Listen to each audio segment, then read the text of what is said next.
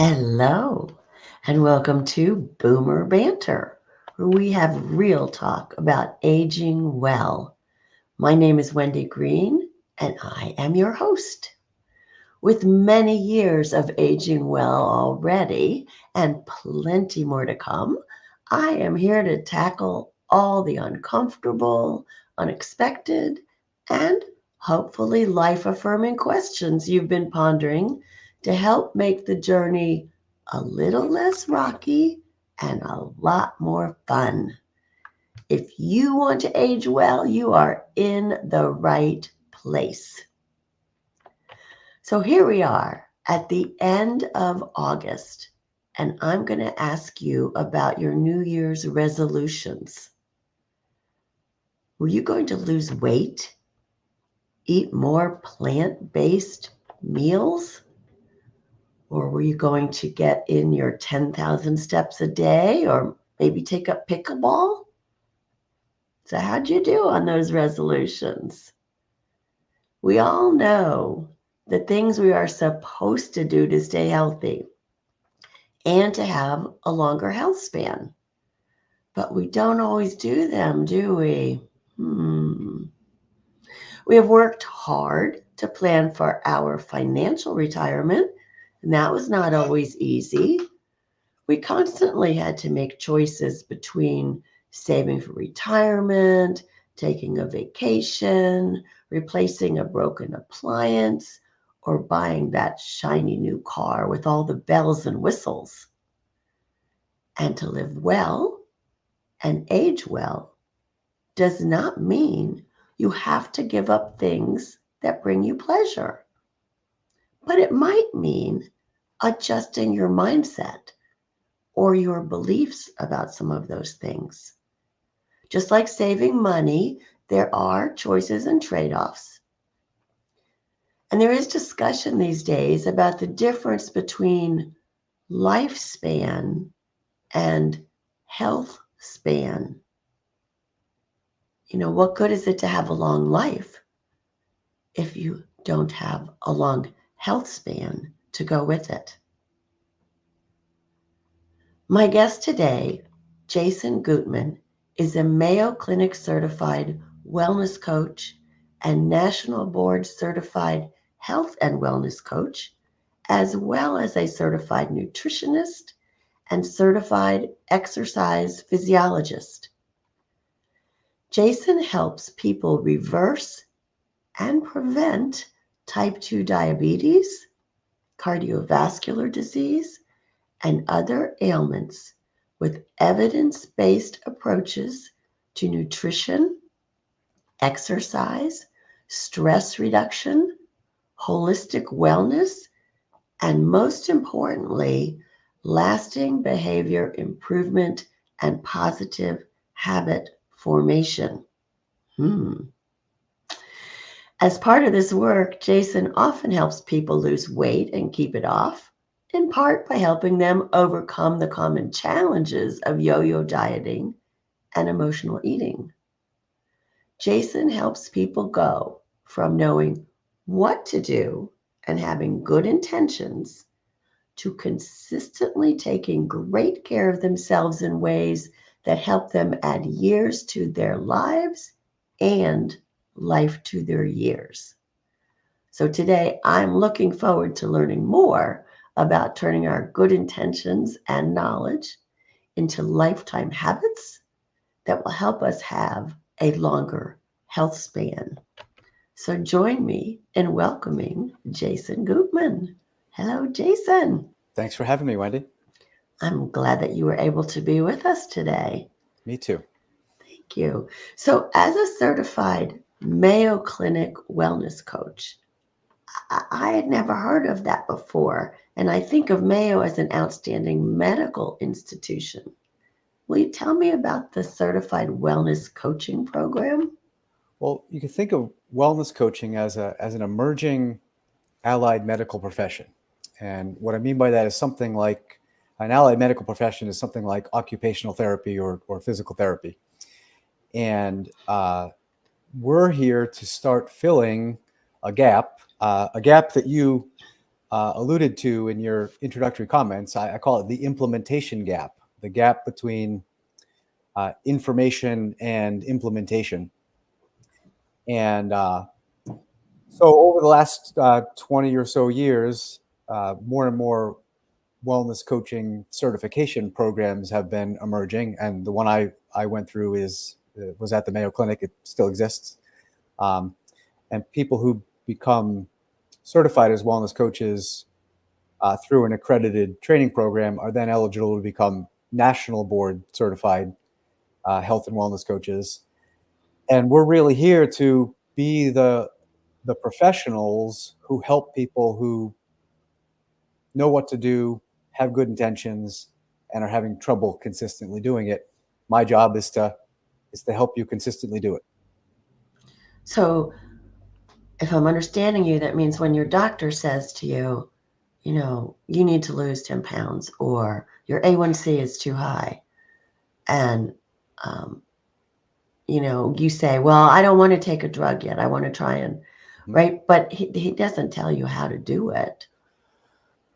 That's right. Well, they might tell you, they might get a little more specific with, I recommend you eat this way. I recommend you exercise that way. And in a sense, that's telling you how to do it. What it isn't telling you is uh, how to form habits, how to work with yourself on a psychological level to get yourself to do something you're not currently doing. Right? If if a to-do list equaled implementation, then all we would have to do is write to-do lists and everything would get done, right? But there's something or many things about human nature that mean merely knowing something doesn't mean we'll follow through and do it. And yeah, and that's why wellness coaching is emerging as an allied medical profession, is because it's filling a missing need. Uh, People go home with those recommendations from a physician, or they go home with a brochure, and it just doesn't go anywhere. The brochure collects dust, so to speak, right? Yeah. Um, and then people end up feeling frustrated. People end up feeling maybe more than frustrated, feeling like a failure, because there is this idea that if I've been told what to do, I should do it. I should, as Nike says, just do it. Just do And that it. and that if I don't do it or don't consistently do it, the only explanation for that is uh, that I'm a failure, that I'm somehow lacking the proper character uh, to do these things. And I always say that willpower is important, but it's only part of the game of making lifestyle improvements. And I sometimes say it in a slightly corny way that what you need is willpower plus skill power. And what I teach people are the skills of making lifestyle improvements. And when you, Okay. when you have those two tools in the toolbox, willpower and skill power, you're much more effective than when you're merely relying on willpower.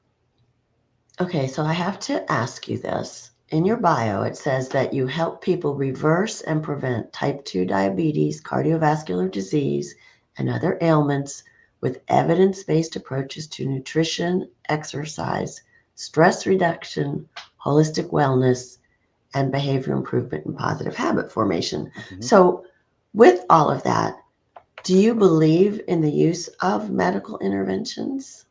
Oh, of course. And I also should say that, as my answer to this is as a layperson, or what we would consider a non-medical professional. And uh, I guess the way I would think of it is, certainly if I fell down and broke my arm today and developed some sort of infection, and the clear options were medication will potentially save my life, or medication, or the not taking medication means I'm likely to die, I would certainly take that medication. Uh, and I would certainly, that's the way I would orient myself toward thinking about my family members and my relatives and my friends. Um, and that's the way I think of it generally. But here's what gets interesting is most of what plagues us today could be thought of as lifestyle ailments. And that's in contrast with uh, hereditary ailments, infectious ailments, and accidents. And essentially, our medical system evolved when most of what was plaguing people were hereditary ailments, infectious ailments, and accidents. And you can't out broccoli or out yoga uh, a hereditary ailment. You can't, Down syndrome as an example. You can't um, out broccoli or out yoga uh, an infectious ailment. You have an infection at that point. And the same thing with an accident. But things like type 2 diabetes and cardiovascular disease and increasingly other ailments are it's becoming known that most of what causes them is lifestyle. And if we can thus learn, if we can learn to live in different ways, there's a lot that could be done to reverse and prevent those types of ailments. Yeah, so I've read something where it's like 20% is hereditary and 80% is lifestyle. Is that about That's right? about in line with what I've seen. Yes, yes. Huh, it's amazing. A neat way to think about that is, we can't make ourselves invincible via lifestyle improvement, but we can put the odds in our favor, not only for longer lives, but for higher quality lives, for preventing most of these ailments that tend to be a drain on one's quality of life. So, as we've established, the medical system was established to take care of illnesses that we inherited, I guess, or and and now they are really into the intervention. That's their mode of operation. They're Right. not as much into prevention. Right. Okay, so what is it that a wellness coach or lifestyle coach does to work more towards prevention? Well, I mean, first of all, the person has to come to someone like me wanting to do that, right? They have to already be thinking less from a perspective of reactive intervention and more from a perspective of proactive prevention. Otherwise, that they don't even have a conversation with someone like me. And the kind of person that comes to me, you alluded to this a few moments ago, is thinking, I'd love to do this without medication if I could. I'd love to avoid the side effects of medication if I could, for example. They're thinking about the generation before them and what they saw their parents or their uncles and aunts experience with things like type 2 diabetes and cardiovascular disease, and thinking, I'm living fairly similar to the way mom did or dad did. If I continue on this course, I'm likely to experience a similar fate, and I'd like to take my life in a different direction. And so what I do is meet people where they're at, help them develop a clear wellness vision, where they see themselves in the future, what a life of ideal well-being would be like for them. And then we go through lots and lots of steps to help them start creating that life one step at a time. So how much resistance do you get when I mean I know they've come to you, right? Right. But now if I sat down with you and you said, "So what's your wellness vision?" I'd be like, "Well, I don't want to be in pain. I want to, But how do you make it small enough, manageable enough, right? Do you know what I'm saying? Yeah. So the fact that people come to me willingly and pay for wellness coaching means that they're already at a we call it a stage of change, where they're going to have less resistance than the average person, or certainly less resistance than a person who isn't even thinking about making lifestyle improvements. But still, because change is hard, none of this is sort of like they show up, I show up, and it's an effortless, smooth path to making lifestyle improvements. But the idea of first getting clear about a person's wellness vision can usually open up very, very nicely by asking a person what's most important to them in life. What are their values? What have been the best times in their life so far? And you can also get there by talking about what have been the hardest times of their life so far. What have been the crux of their biggest challenges in life? Because typically one's wellness vision is simply the opposite of the things they don't want to have happen, or the most challenging things they've already had happen. And through open conversation, where I'm asking open-ended questions and giving a person a chance to talk, people love being listened to. They love being accepted. You give a person a chance to talk out what they'd like to experience. Most people get fairly chatty, and they get fairly excited, and they become interested in sharing their vision, or another word for that would be a dream, right? And you let them know that there's no right or wrong answer. This isn't a test that they're here to get a good grade on. This is them having a chance to work on themselves and having an ally in the process. Yeah, and So that's a good way to get someone going. You have to build their belief, right? So, I mean, if they come to you with, oh, I just had my physical and I have all these things that the doctor said I have to work on, and you start to get them to talk about their vision, you also have to work on their belief that they can reach that vision. Sure. And I'll often ask someone if they're low in confidence that they can achieve their vision, or create their vision, live out their vision. I'll ask them what kind of visions they've had in the past, what kind of goals they've had in the past. And as they talk about that, they'll often recall something they've achieved in the past that they weren't sure they could achieve. Something in school, something in their career, something in parenting. And that helps a person see themselves in a different way. It helps them see who they are, and it helps them see in this case, something specific, the strengths that they have, strengths that are part of their part of who they are. And it's a very neat part of the process to help a person see that, because ultimately they're the ones living their lives. I'm there to help them see how they can do it, how they can be living their lives better. And I come from the perspective that people are inherently capable of solving their own problems, and people are inherently capable of creating the lives they want. And if you give them a chance, they often will end up surprising themselves. Yeah, and you're their best coach.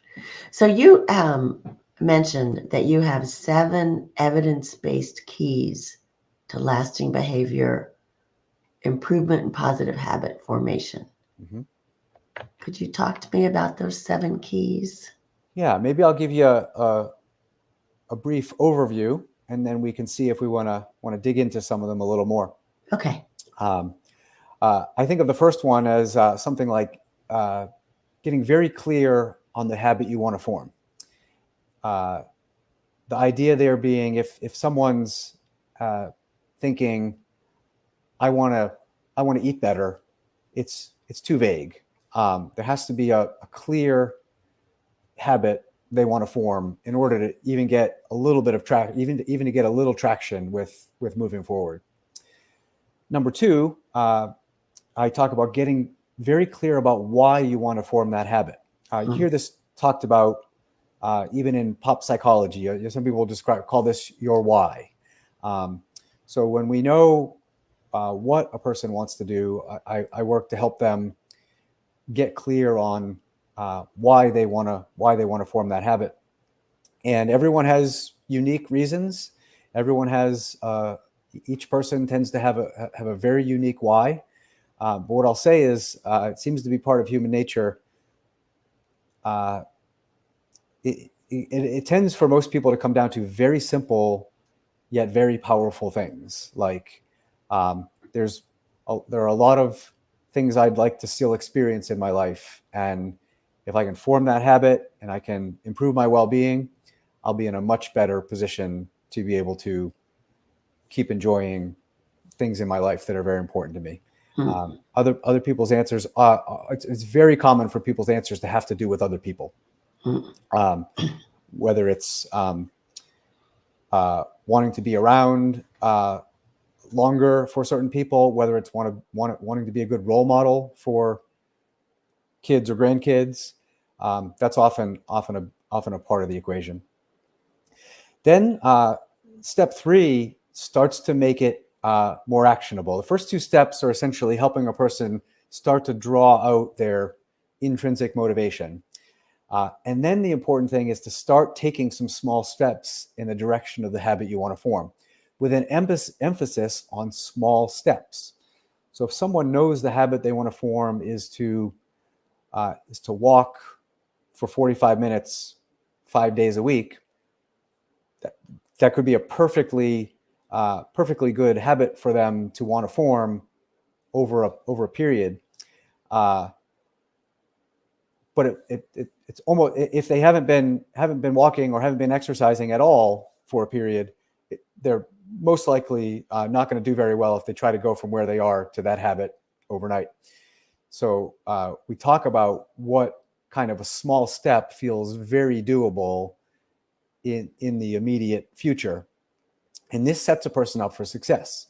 So I always want a person to come back after their first wellness session and a week or two between our sessions with the best chance of saying, when I say, how do you do with what you're working on, I want them to say, I crushed it. I did it, and I even did a little more, as opposed to saying, I only did half of what I set out to do. Because in that latter scenario, a person tends to feel like a failure, and the self-talk tends to be, I never do what I set out to do, or I always come up short when I set out to do something like this. Whereas in the former scenario, they tend to feel very good about themselves. They tend to be proud of themselves. They tend to be starting to build some confidence, and that confidence has a contagiousness to it, and it makes them want to do more. Step 4 and 5, I'll do quickly, are to tie your new habit to your interests is step 4, and to tie your new habit to your strengths is step 5. You often hear about this in the workplace, is that people are generally more motivated, generally more engaged when you give them a chance to do projects that are tied to their existing interests and strengths. And when we want to make lifestyle improvements, we can do them in ways that are antagonistic to our existing interests and strengths, or we can tie them to our existing interests and strengths, and it goes a lot better when we do the latter. Step 6 is a very fun one. It's to make your new habit as convenient as possible. We humans love convenience. We love to do what requires the least energy, and this can work for us or against us. If we go out of our way to make the things we want to be doing, the new habits we want to be forming, as convenient as possible, so that there's as little resistance or as little friction as possible to doing them, that goes a long way. And number 7 is probably my tie for a favorite. My favorites change from time to time, like your favorite song changes from time to time. But it's to garner the personal and professional support that's most helpful to you. This is to be an antidote to the idea that a person should be able to make lifestyle improvements entirely by themselves. We humans are highly social animals, so the more support you get, generally the better. So I help people build out support systems that are helpful to them. So that is a nice big overview, Wendy. That is sort of that is skill power encapsulated in 7 ideas. And if we lean into those 7 ideas, we're essentially leveraging human nature so that we're not just sucking it up and just doing it, but we're taking advantage of our wiring to make it easier to make lifestyle improvements. I love how you went through that, Jason. Thank you. And I think it's there's so much to that, you know. I mean, as you were going through it, I'm thinking, okay, so let's see. I'm not even shooting for 10,000 steps a day because that's too many. Mm-hmm. But if I can get to 5,000, all right, so tie that to something you love. Well, I would rather be out hiking in the woods, but that's not convenient. So I just walk at the park. And, Mm-hmm. you know, so it's like I said in the beginning, it's a trade-offs. You got to find what Uh-huh. works, right? Uh-huh. That was a brilliant way of looking at it. Is the different steps can sometimes seemingly be working against each other. It's about finding the ideal compromises. Good example might be a person wants to do a strength workout, and their favorite place to do it is at a certain gym. But on a given day, the only time they could go to that gym, the only time they can go to that gym is rush hour, and that makes it inconvenient. If they also have a simple set of workout equipment at home that allows them to do a strength workout at home, on some days, the right move for them as they're forming a habit of consistently strength training might be to do a strength workout at home. And these aren't all or nothing propositions. You might be able to find yourself deep in some woods on a beautiful day when that is convenient. And then on other days, the local park sounds like is a good option for you. But the neat thing is in both of those examples, to not try to force yourself to do the thing that's inconvenient and isn't enjoyable, just because you think you get extra points for doing things that are hard. You get the same amount of points for doing the exercise, whether you had a great time or it was miserable, and you're much more likely to do it if there are ways to be enjoying the process.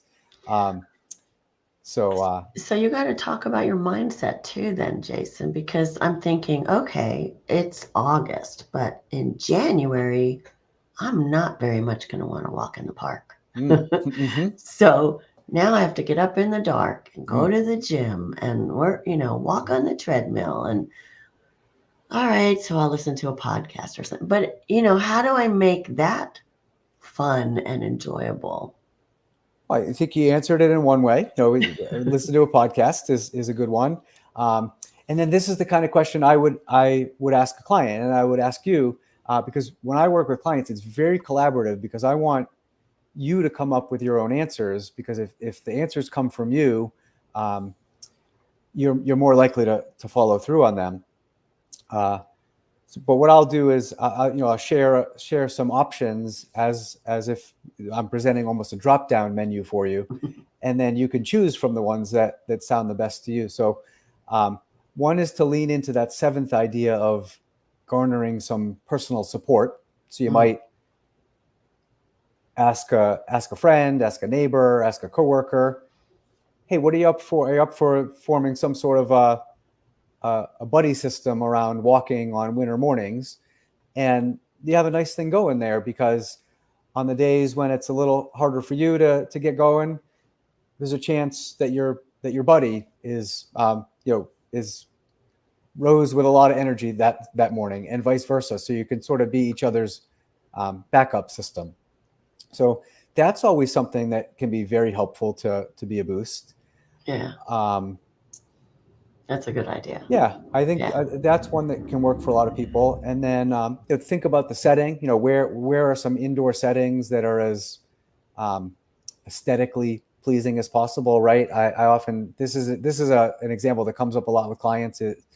Is they might have a they might have put a treadmill in their basement or an elliptical machine in their basement or something like that. And I'll say, what's it like over where the treadmill or the elliptical machine is? And if it's still kind of like basementy, Mhm. um, they're less likely to go down there, especially when it's dark and cold outside. Um, but if they spruce it up a little with, a piece of art or something like that, as an example, Mhm. you're literally making that setting more appealing.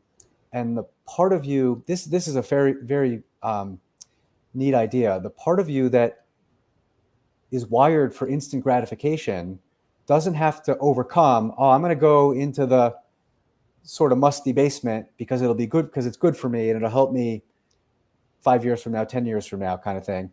But if some art you really enjoy is down there, on an unconscious level, you think, I'd love to go down there, because I always like being over in that little nook of the basement Yeah.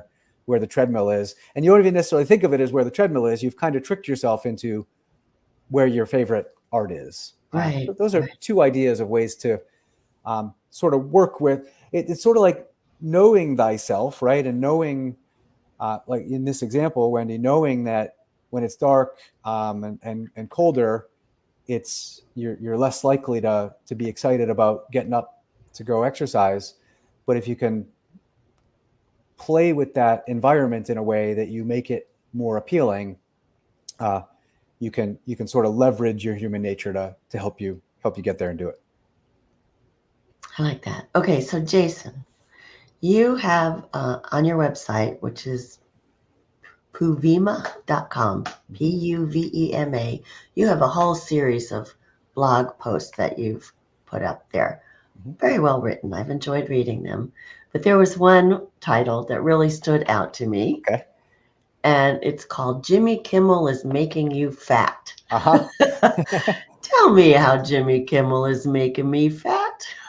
Well, there's a neat relationship between sleep and both body composition and eating behavior, essentially. A fun way to talk about this is to talk about some scientific studies. What I'm going to describe is essentially the amalgam of a handful of scientific studies. What's been done are researchers take subjects to a grocery store at sometime in the morning. Call it 8 or 9 in the morning, and give each subject a certain amount of money. Call it $100, and say you've got X amount of time, say 15 minutes, to go spend your $100.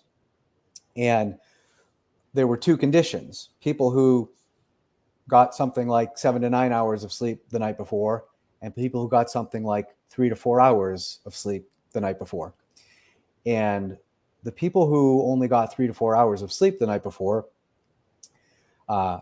when you measure it by the amount of energy, the amount of kilocalories in the food, people who were sleep deprived buy more total energy of food. They buy more energy dense food. And the way that works in our current grocery store environment is they buy more junk food. And the explanation for this has to do with hormones in your body. There's essentially a hormone that makes us feel full, and there's a hormone that makes us feel hungry. And to keep it very simple, when we get less sleep, we have more of the hormone that makes us hungry, and we have less of the hormone that makes us full. Hmm, It seems to be an interesting. adaptive evolutionary mechanism of some kind. And so when we get plenty of sleep, we sort of normalize or optimize the level of those hormones, and our appetite satiety response is essentially normalized or optimized. And when we're not getting enough sleep, all of that goes a little haywire, essentially. So if we're going to stay up and watch Jimmy Kimmel, we have to sleep in. Uh-huh. That's interesting. So, and as we get older, right, we tend to have more interrupted sleep. Mm. Mm. um, so we have to be careful about that. Then you're saying is to manage our feeling of hunger and fullness. Mm-hmm. Yeah, and there are other things that affect our drives to eat. Gets a little into the topic of emotional eating, and I often say with my clients that the big four things that seem to drive most emotional eating are, we already talked about one of them. It's the last one. But the big four are bored, lonely, stressed, tired. Um, so those things are important to pay attention to as well. Uh, uh, Bored is, often a function of work or other aspects of life sort of lacking in enjoyment or lacking in meaning. Lonely is obvious. Our relationship needs might not be being met as well as they could be. And then stressed, obviously a common one in our culture. And a neat opportunity if one is noticing their eating behavior being driven by any of those factors. It's I like to think of it as the check engine light. So you see that your eating behavior is being altered, and instead of just fighting against it, you use it as almost like uh, a, a warning sign, almost like the check engine light coming on in your car, that it's important to look at some other aspect of your life from the perspective of holistic wellness, and ask yourself, do I need more sleep? Do I need more rest? Do I need to take some action to help make my work more fulfilling? Do I need to take some action to make my relationships more fulfilling? And when we do that, we can solve the eating problem / challenge, and we can improve another area of our life that we might have not even been paying too much attention to. There's a lot to this, Mm. right? There's a lot to this. And I would say to anyone listening, you got to pick an area to start with, right? You can't do them all at once.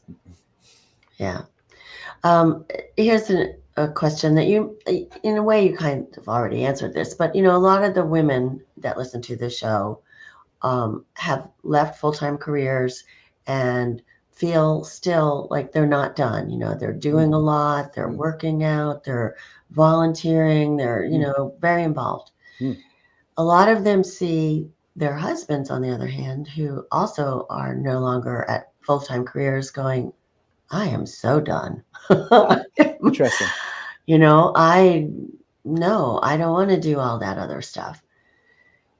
Is there anything that they can do to try and get him to motivate to at least go for a walk with them, or somehow eat better or something? Oh, interesting. So you're asking, I want to make sure I understand the question, how spouses or other two people, one could help the other Yes. with making lifestyle improvements. Yes. All right. Well, yeah, this is a great question, because I'll start with the way not to do it. Right, the way not. Most of us know this, but still can find ourselves doing it.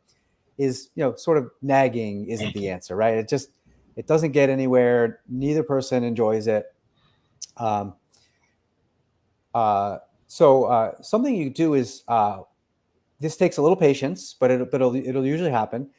Is to wait for the other person to complain about something. That is essentially an opening, right? So if someone in your life says, "Wow, I am just so tired, I'm tired all the time," that's an opening. They are saying they're not experiencing life in the way they want to, the way they want to be. And then I would come with first. What I would do is ask for permission. So people don't like to be told what to do. That's when even if the intentions are good, even if it's said with a smile, it feels like nagging. It feels like you're being told what to do, you're being controlled, or something like that. So what I would ask is something like, "Are you up for a few ideas?" So someone in my life complains they're tired all the time. I might say, "Hey, are you up for a few ideas?" This gives them permission. You're giving them a chance to give you permission to offer some advice or make some recommendations. And just the fact that you've asked their permission makes them orders of magnitude more receptive to advice. This changes advice from unsolicited to maybe not solicited, but at least permitted, right? Mm-hmm. That makes a big Great difference. suggestion. Yeah. If that's all you do, you very much change the tone of the conversation. And then you could play a little game, and we did a little of it earlier, where you put some ideas on the table. I alluded to it earlier as a drop-down menu. Right. And then you ask them to put some of their ideas on the table or add to the drop-down menu. And then you're sort of idea storming together. And then all of the ideas are on this figurative table. They might do it automatically, or you could ask them, of all these ideas, which one seems the easiest, or which one seems the most doable, or which one seems the most actionable. You're essentially doing some wellness coaching with them. Yeah. Yeah. And you can remember these 7 keys, and you can ask specific questions around that. So if the other person said, well, I know if I got some exercise going, I probably would help me lose a few pounds. That's going to help me start to get some of my energy back. And then they say, I'm gonna pull out my old tennis equipment and start playing tennis on Monday. But if you know this, in this example, you know that whenever they try to play tennis, they run into a stumbling block of it's hard to find someone to play with. So then you kind of work them through that of how could you, what are some steps you could take to make sure you consistently have tennis partners available? Because in the past that's been a challenge for you. Or if someone says, I'm gonna start swimming, and they have a bad shoulder, but they're sort of using the no pain, no gain idea. Like, I'm going to get back to swimming because the time of my life when I was in the best shape, I was a swimmer. You might work them through what's some physical activity you could start doing that wouldn't be so hard on your shoulder. Sure. So there's or a whole tell bunch them of to ideas. go call Jason. Yeah. Well, No, those are some really good suggestions, Jason, and I think it is a delicate dance to do with a partner. Well, depending on the way partners are oriented, what I'm describing is essentially being collaborative as opposed to being authoritative. Right. And I think that works for many aspects of relationships. But definitely when you'd like to see the other person doing something differently, and for their benefit as much as anything else. Right. If you come at it from this collaborative approach, this sort of coach approach, as opposed to something like a drill instructor approach or like the nagging approach, you tend to do a lot better. I like that. So give me 2 or 3 takeaways for people listening who want to live who want to live a longer health span. 3 takeaways. Okay, I'm going to give 2 that we haven't talked about because I think they're fun, and then then one we've talked about. Okay. These are sort of neat ways to set the table for this whole process. And the first one I call having an experimental mindset. And that's in contrast to a pass-fail mindset. So as you go about making lifestyle improvements, instead of thinking about it of, if I do well, I'm passing. If I do poorly, I'm failing. Think of it like scientists think about it, that each effort is something we can learn something from. In this case, it's learning something about yourself. So if you're stumbling or not making as much progress as you'd like to make, instead of thinking of it as I failed, think of it as, what can I learn from the efforts I've made so far? So I think that's a neat takeaway. And then you can use the 7 keys. You can say, which one of those could I run a new experiment with going forward? In a similar vein, but certainly a little different. I like the idea of having a good enough mindset. And if anyone listening is a perfectionist, that's gonna make their skin crawl. They're like, no, I need to do it perfectly, right? I think of a good enough mindset as in contrast to an all or nothing mindset. If you have an all or nothing mindset when you're making lifestyle improvements, unless you can guarantee you're always going to be able to do all of it, you're often choosing nothing because it's all or nothing, right? It's kind of binary. Whereas if you can learn to go for optimal, go for doing all of it as often as you can, but when life makes it so you can't do all of it, doing 3/4 of it is certainly better than doing none of it, and certainly helps you create more momentum in the habit formation process. So that would be my second one: is try to unsubscribe from an all or nothing mindset or being a perfectionist, if that's your tendency, and try to think about excellence, or even this term, which is intentionally challenging, good enough, or a good enough mindset. Good enough to get the job done well. Good enough to be making progress. That's going to help you get a lot more momentum than that something like that all or nothing mindset. And then my third takeaway would be keep these 7 keys that we've talked about in mind. And then I alluded earlier to my 2 current favorites. The one being garnering support. The other one is the taking the small steps. So I would take those 2 away. If someone's trying to do something new, they're having some trouble, to ask themselves, how could I break this down into a smaller step, and how could I get some support with this? Great. Thank you so much. So if you would like to follow up with Jason or read some of his blogs, like I said, he's a really good writer. Check out his website. It's Puvema, and it's PUVEMA.com. And you have to subscribe to his newsletter to know what that means. And you can subscribe to his newsletter from his website as well.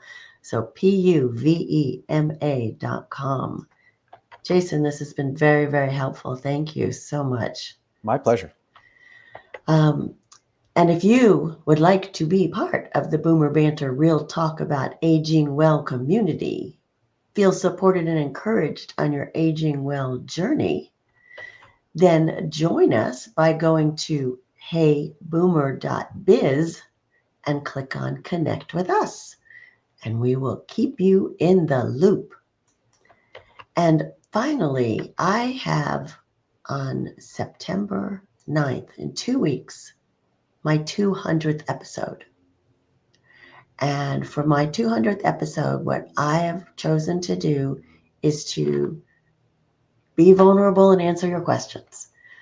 Now, I may filter some questions depending on what comes in, but go ahead and email me at wendy@heyboomer.biz and ask me about myself, about my podcast, about my family, about my future, about my past, about, things that I believe in, why I'm doing this, whatever is important to you about aging well, or just about getting to know me better. So send me your questions at wendy@heyboomer.biz, and I will do my best to answer as many as possible on September 9th.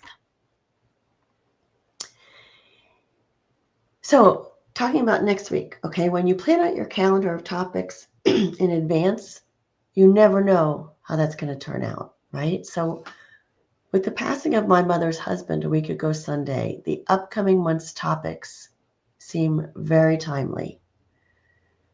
Next month, September, we'll be talking about navigating grief, end-of-life discussions, and all the organization and paperwork that's required when someone passes. So next Monday, my guest will be Catherine Marino, PhD, professor emerita at DePaul University. Catherine is a member and former co-chair of the End of Life Options Coalition. She is also co-host of the Women Over 70 podcast, which I had the opportunity to guest on a month or so ago. So I hope you will join us for that. Each episode of Boomer Banter is an invitation to listen, learn, and apply the wisdom gained to your own life. We are a supportive community, so join us as we age well together. And the Boomer Banter podcast is produced by me, Wendy Green, and the music comes from Purple Planet Music. Jason, thank you. Thank you for having me, Wendy.